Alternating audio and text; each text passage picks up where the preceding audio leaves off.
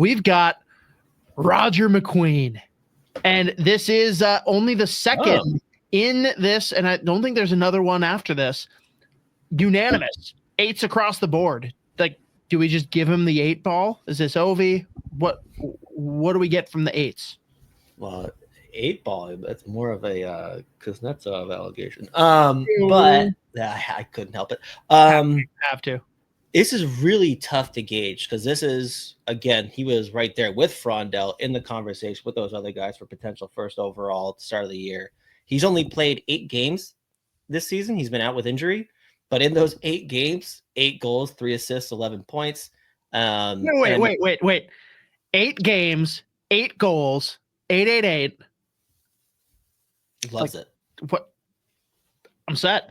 Yeah, that's all we need.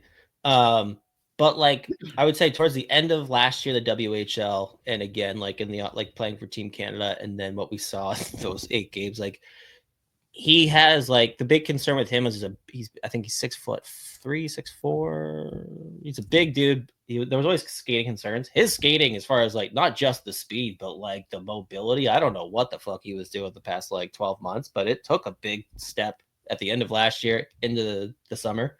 And he also really evolved his like playmaking where like, yeah, again, like 8 goals and 3 assists in 8 games. It looks like he's like just a pure goal scorer, but like he looks like a dynamic offensive 2-way center. And he is no doubt a center at this point, just given how like his game evolved through the course of last season and the few games that he played this year.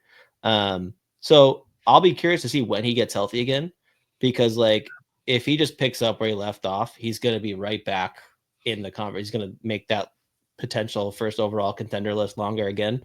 But he is very fun to watch. And he's another guy too, where I think he realized how much bigger and stronger he was eventually, like a little bit later. And like when he's like, he can do that dynamic power forward. I am bigger than you. I am going to score. And if you get in the way, I'm going to run you the fuck over. Like, get out of the way. Like, he figured that out towards the end of last year too. But I mean, it just sucks that he got hurt so early. He's played so few games. But I mean, there you go. Like 8 goals in 8 games tells you plenty. Awesome. But he is one of those guys too, that one of the traits that you don't see a lot in these young players that like is very fun is when you can't give them a bad pass. Like they can take like a fucking just chunky meat sauce pass up the middle. He is gonna take it down and like through his legs, settle it, and then just take it. The Crosby or the Hossa?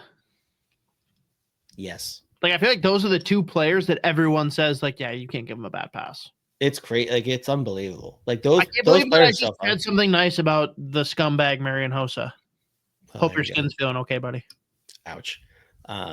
But yeah, no, I love that in players when they can like just throw. Like I remember last year when I was cutting tape coming into the year, there was one that like his defenseman sent him just a scud missile like hip high, and he just like without looking batted it down behind his back, and then just reached with his left hand and pulled it back in, and then just fucking danced them out of their shoes and went to the net and scored. I was like, oh my god.